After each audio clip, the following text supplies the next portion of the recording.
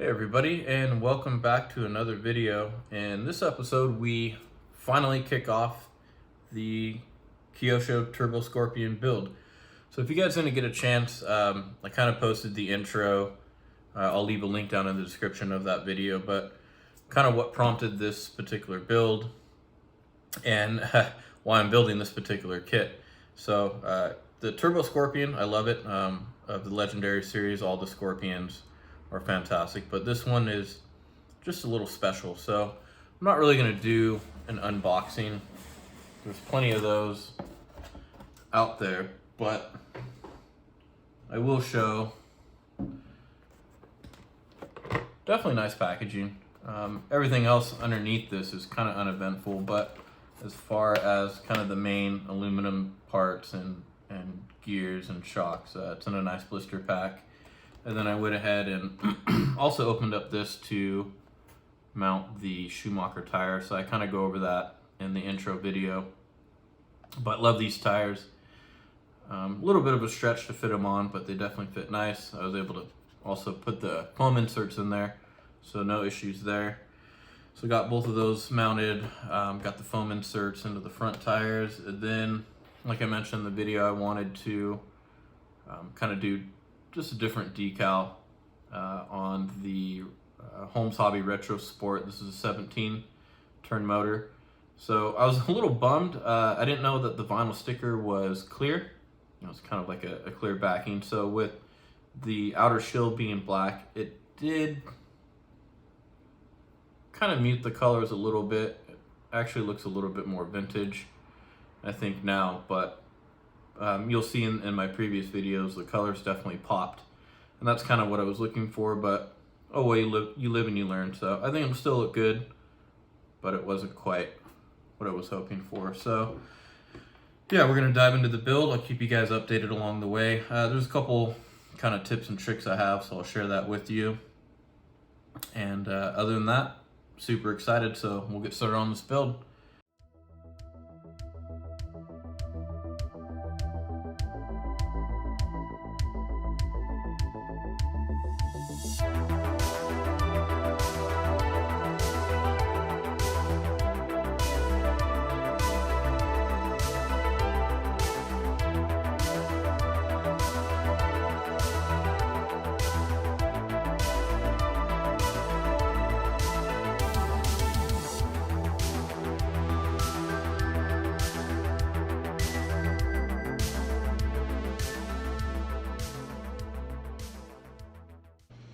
All right, all finished up with basically what they call a ladder frame.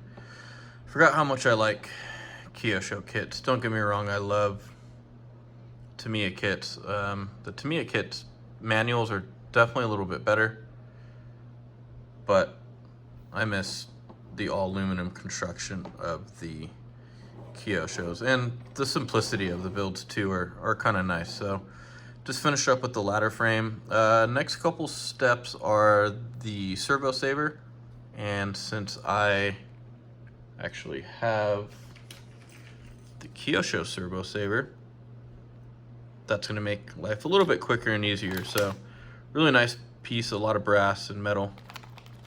So I'm going to get that assembled and I will keep you guys updated.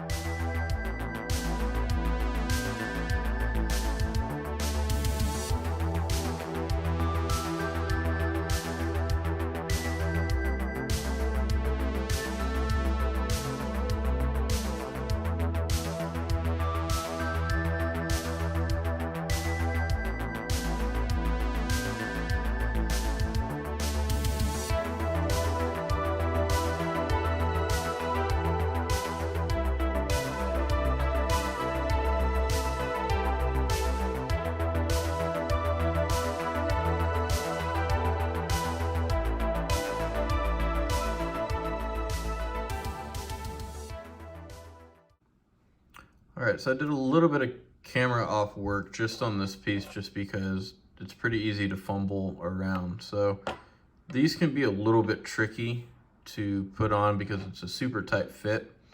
So the most important thing you want to make sure is that this is facing the right way. So basically, get this camera to focus here. So you want it facing this way, and it'll be slightly kind of tilted up, but you can see the instructions. It'll kind of give you a little bit hint.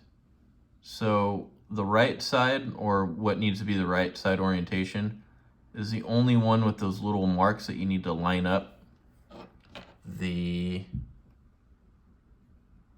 groove right on here. And of course now camera does not want to focus. Let's try that. No, the camera does not want to focus. All right, so you can see those little grooves right there, little gold kind of grooves. So that needs to be on the right side when you're building it. So basically what I do is I just use some pliers. You don't know those pliers right here, and grab yourself either like a little towel or paper towel, wrap it around, and then you can kind of crimp them on so you don't damage or kind of chew up these little top plates. But yeah, I wanted to do that off camera because it can be a little bit of fumbling around. So now that I got those pieces off, it'll be fairly smooth sailing. So we'll keep on trucking, and I will update you guys when I'm done.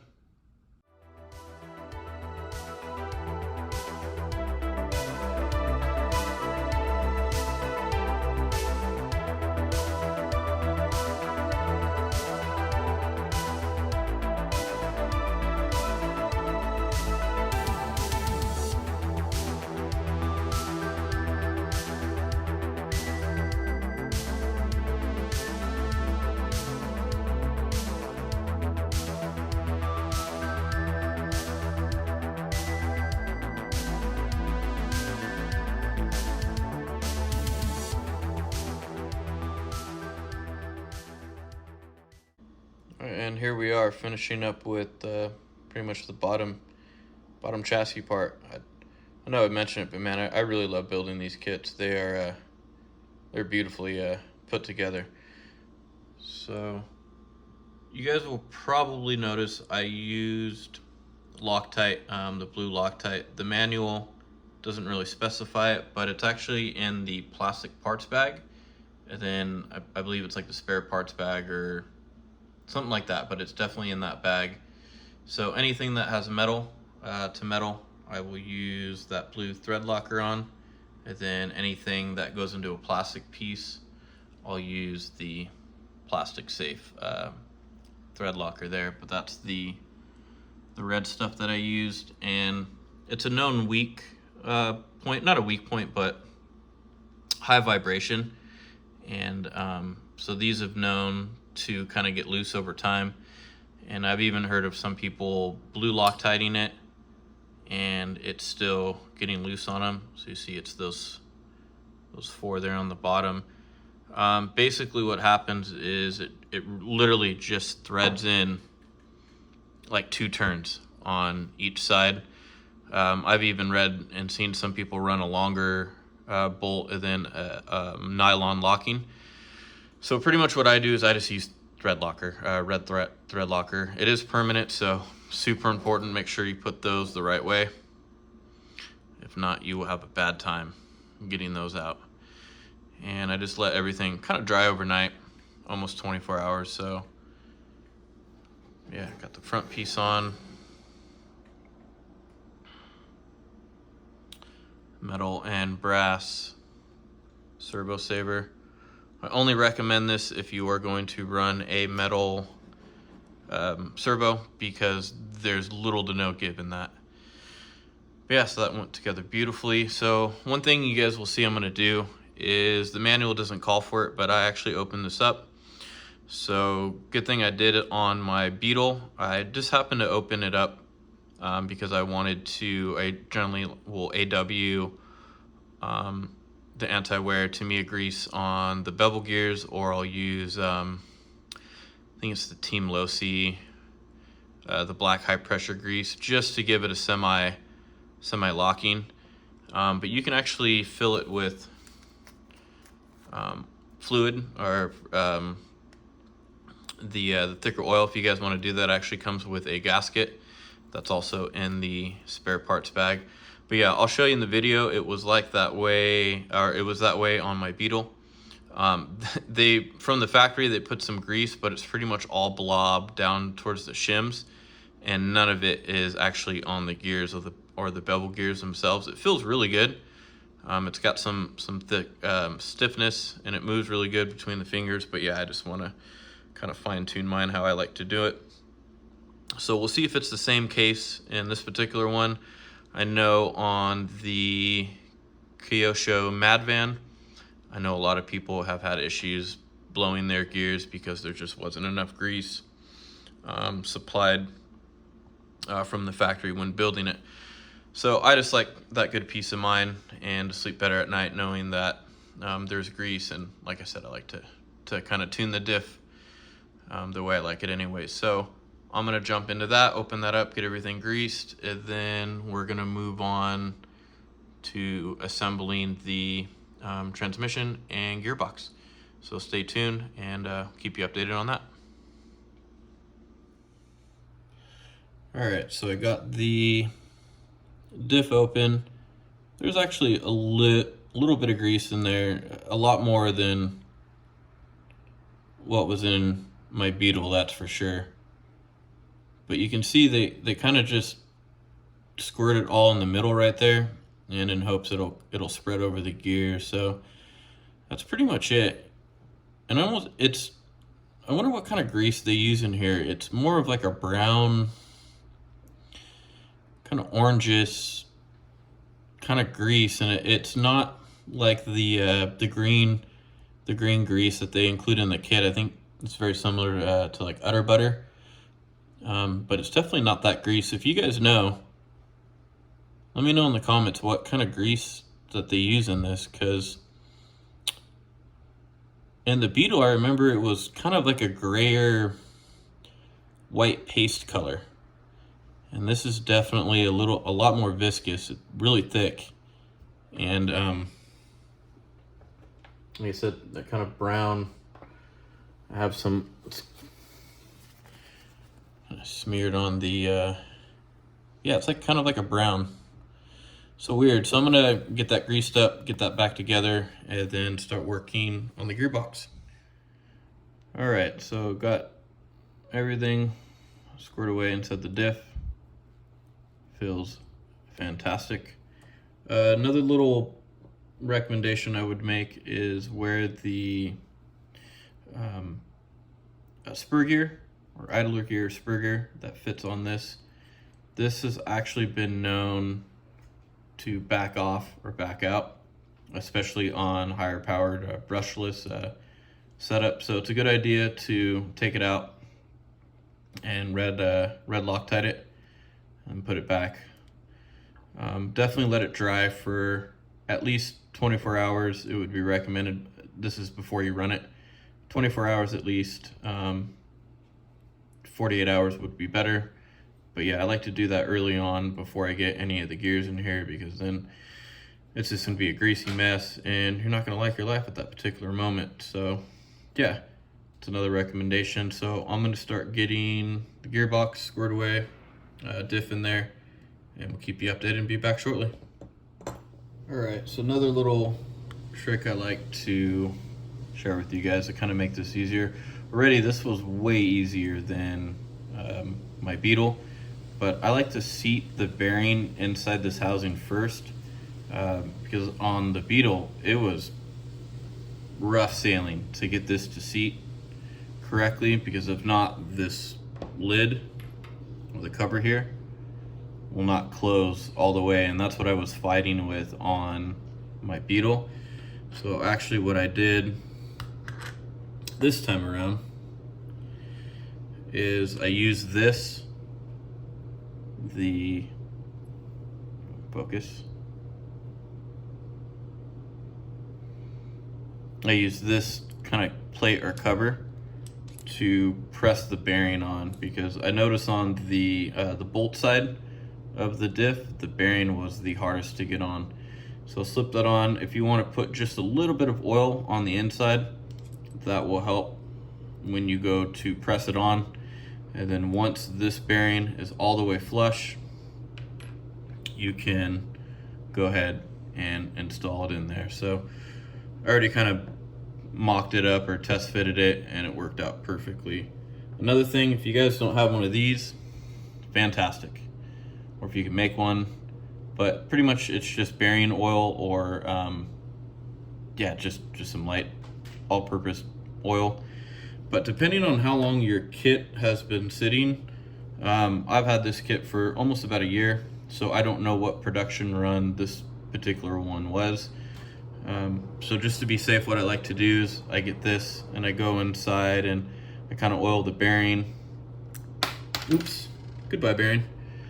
There is on the spur gear inside, you'll notice some bearings, so I kind of get this and I'll oil those up with bearings. But yeah, this thing is fantastic. So if you don't have one, get yourself one. Makes life super easy. So I'm gonna get this all greased up and I'll show you everything when it's all done.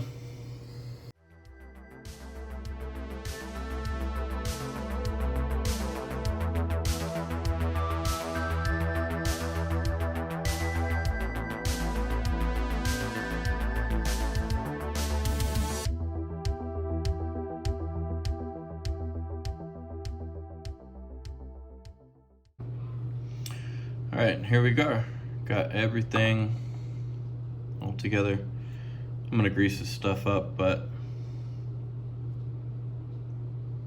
yeah, she looks good. For those who have not built this gearbox, this thing is tanky. It's all aluminum. Everything is these are steel. I don't know if they're hardened steel. They look like it because I know when I looked at this, I don't think the camera is going to pick it up, but you can see some shades of purple and blue. Yeah, the camera's not going to pick it up, but you can see some shades of like purple and blue on this one, and this is definitely a darker color. The pinion on this one is a darker color than these particular gears right here. So I know this is heat treated, and just all together everything is really nice. So I'm gonna get everything greased up, get the cover back on. I like to keep this little pin in there while I'm working because this thing always likes to fall off and the bearings like to go everywhere and all that good stuff. But the mesh is perfect. So we'll get everything, get the cover over this. What I like to do is I actually put some grease on the inside, both sides of the cover and the housing here, because there's no gasket that gets sandwiched between there. So the grease will help keep kind of dust and dirt out. I'll do the same thing. You'll see me, I'll put grease up here, and when that lid goes on, that'll keep that clean.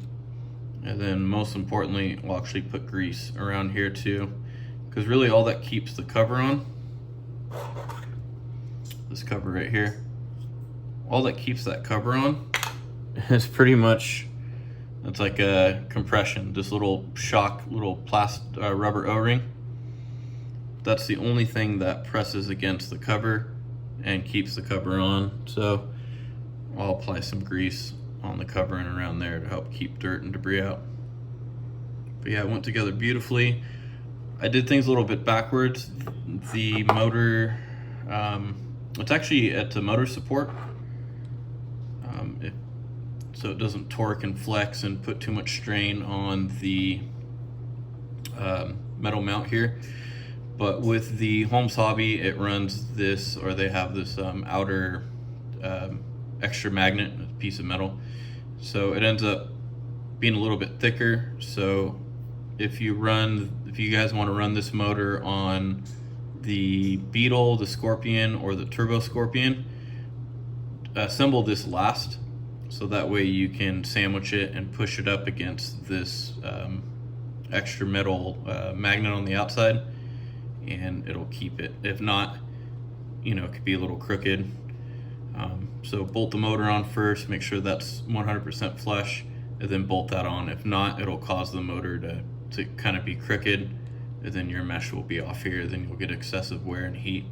So yeah, a little trick if anybody wants to run any of the Holmes Hobby motors on the Scorpions and Beetle. So we'll get this button up, keep on trucking on, and we'll update it. Super excited. All right, I'll post a video up real quick, but I tried it out on my Beetle and it worked really, really good. So I'm gonna do the same for the Turbo Scorpion here. But the FET grease that they include, this grease is fantastic. It actually creates a nice little film. So like I said, I'll pop a video up here of it running, and you'll actually see the film that it creates on the gears when they're moving. I mix a little bit of this in there and you'll see what it does. So nice little trick, wanted to share that with you. And I think now we're gonna start moving on to hopefully some of the suspension pieces. All right, so actually even more exciting. I thought it was suspension, but before that we actually get to do the cage. So I'm doing a vintage or like a retro aluminum cage, but this one, it will fit the Turbo Scorpion, but do not use this bottom plate, because the bottom plate on the Turbo Scorpion is different than the Scorpion or the Beetle, because the chassis is a little bit longer and wider on the Turbo Scorpion, so this has changed. So basically everything will fit, just use the kit bottom plate or skid plate. Don't use the one that comes with this one. So this replaces essentially these plastic pieces here. So we're gonna get that buttoned up around the gearbox and the motor, and then we get to move on to some front and rear suspension pieces. All right, be back soon.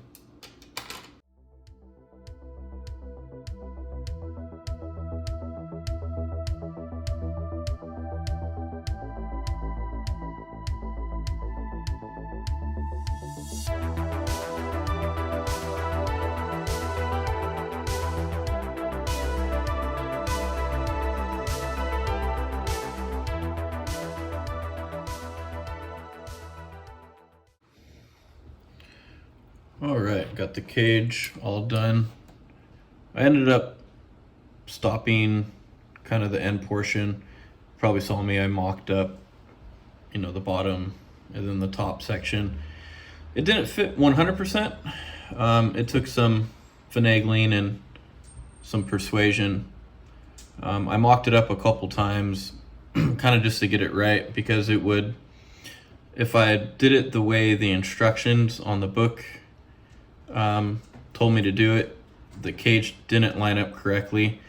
So I don't know if it's just variations between the normal Scorpion frame and the Turbo Scorpion, even though this one did say it was designed to fit the Turbo Scorpion.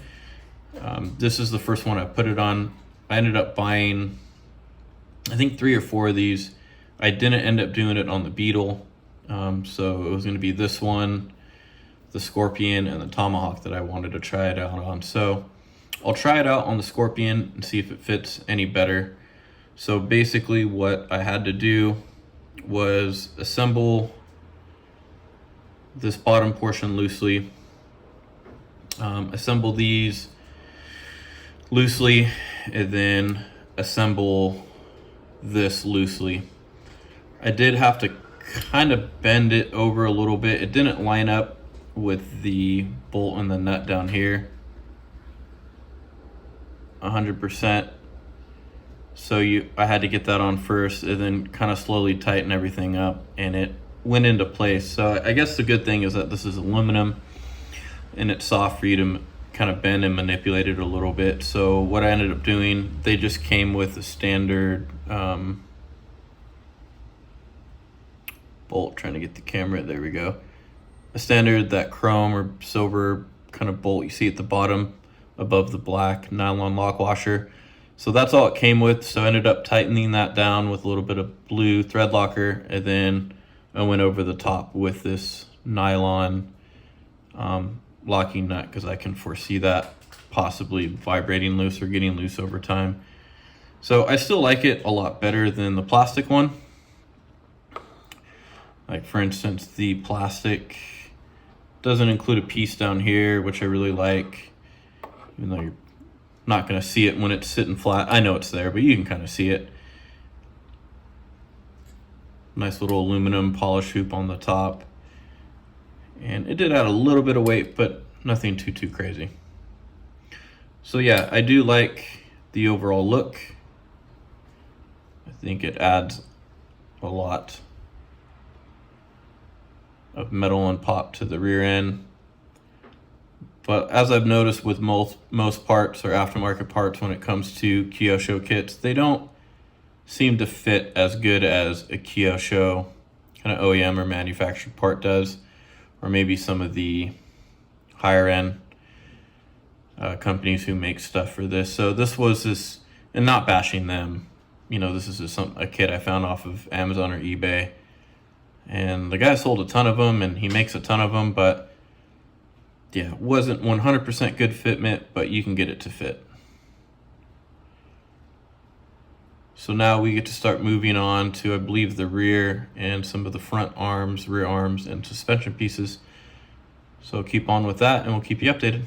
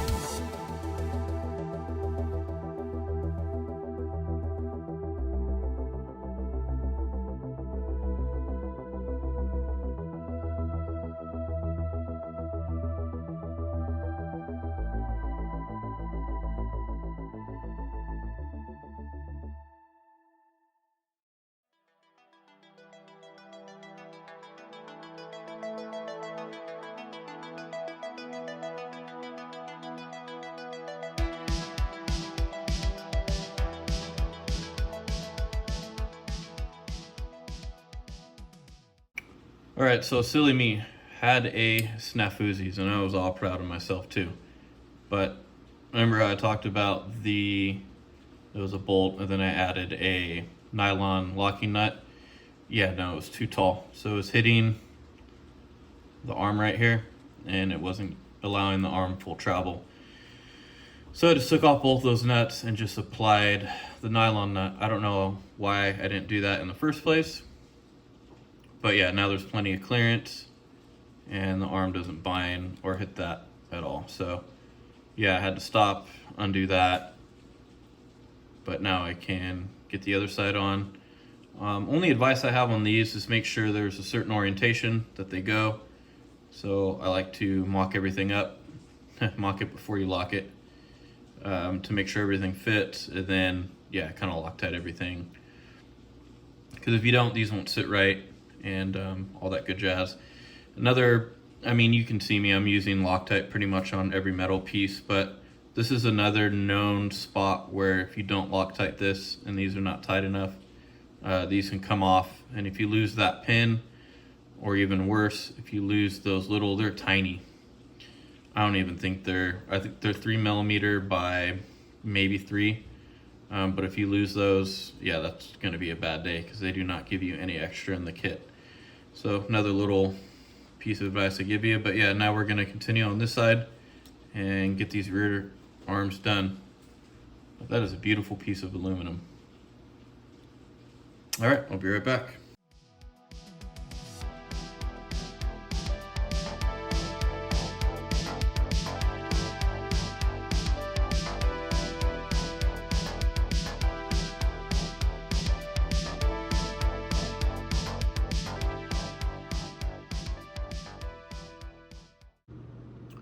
We're back. What an amazing, beautiful piece of kit. Absolutely missed building Kyoshos. So we finished up rear arms. Fantastic. just solid. And already, I mean, tires are not even mounted, but look at the wide stance of that thing.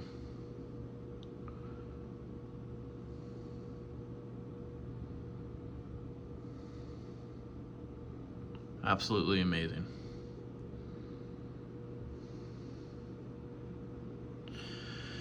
So next are shocks. I have never built this particular shock. The these considered the high cap shocks from them, or the upgraded shocks that come on the Turbo Scorpion. So that'll be a first for me. So I'm gonna get those built and assembled. I generally let them sit overnight to get all the bubbles out because I don't have the patience to sit there and wait. So I generally like to build shocks right before I go to bed. And then by the time I get home from work, they should be ready to go. So I'm gonna jump on the shocks and get those made. They're still in the blister pack here, but man, they look gorgeous. So yeah, we're gonna assemble those and keep on going. All right, have all of the shock pieces laid out. Those are the rears back there, and those are the fronts. These things are gorgeous. I'm really excited to build these. So I mentioned earlier upgraded rear springs. I think I'm gonna try out the they're kind of like a bronze color, which are the medium spring. And already they're a little bit taller over the factory springs, as you can see. So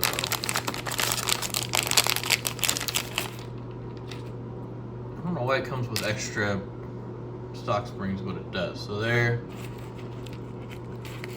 the stock one, or the factory one. And then there's the medium one, and you can see it actually sits a little bit higher, as well as being a little bit stiffer. So with the added cage in the rear, the aluminum cage, it's not extremely heavy or crazy heavy or anything like that, but it did add a little bit more weight over the plastic one. And then with the extra magnet on the back, a little bit heavier. So I think I'm gonna try that medium one, but keep the preset or the preload on the shocks to factory. So it should just raise the rear end just a hair. But yeah, so I'm gonna get to assembling these, and I'll show you guys when I'll complete. Like I said, I'm just gonna plop them in there, let them sit overnight, and I'll be ready to go. And then I just use super lube. I just lube up the O-rings before I put them in. Helps to keep them, moist, and so you don't damage the shaft when you put them in. So that to me tends to work a little bit better than shock oil. So I just put a little bit of grease on there and it goes a long way. All right, so I'm gonna get these built and I will be back.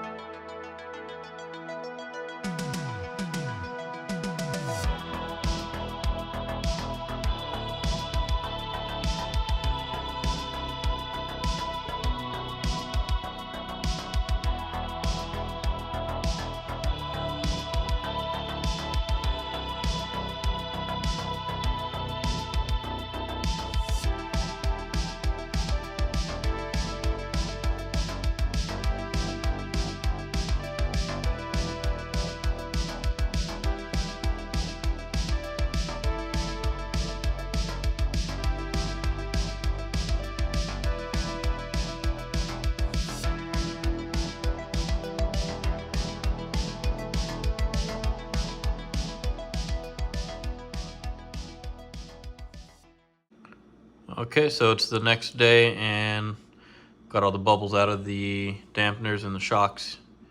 Got them all mounted up.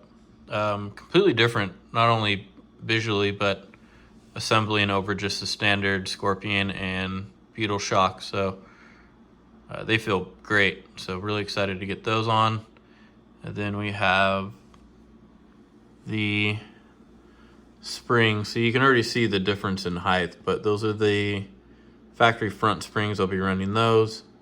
Factory rear springs, then upgraded medium and stiff springs. So I'm gonna play around with the preload and kind of see how those feel. But yeah, I'm gonna get these assembled, and then we're gonna start working on getting them mounted on the chassis and some of the front suspension pieces. All right, so as you can see, I did not end up going with the, for now at least, the medium or stiffer springs. These actually feel really, really good. So these are the rears that I got assembled. A lot of travel, actually pretty stiff. And these are the fronts here. Beautiful shocks. Definitely a nice upgrade over the standard Scorpion ones.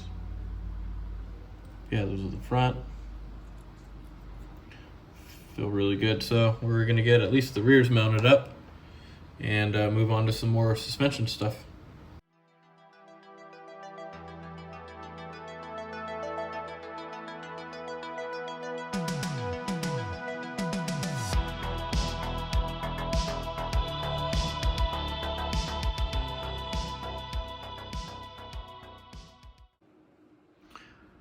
All right, and that's gonna be a wrap for the first build episode. I'm sure you saw, got the shocks mounted up, top roll bar, and in episode 2, she will be all done. There's actually not a whole lot left. Once you get the major bulk or the majority of the front arms assembled and the shocks on, it's pretty much the tub, electronics, tires, and paint. So thanks for everyone for tuning in and joining me on this build. Little build on the go.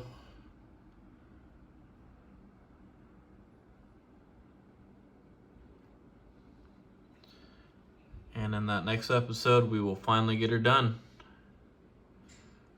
All right, thanks everybody for tuning in, and I'll catch you guys on the next one.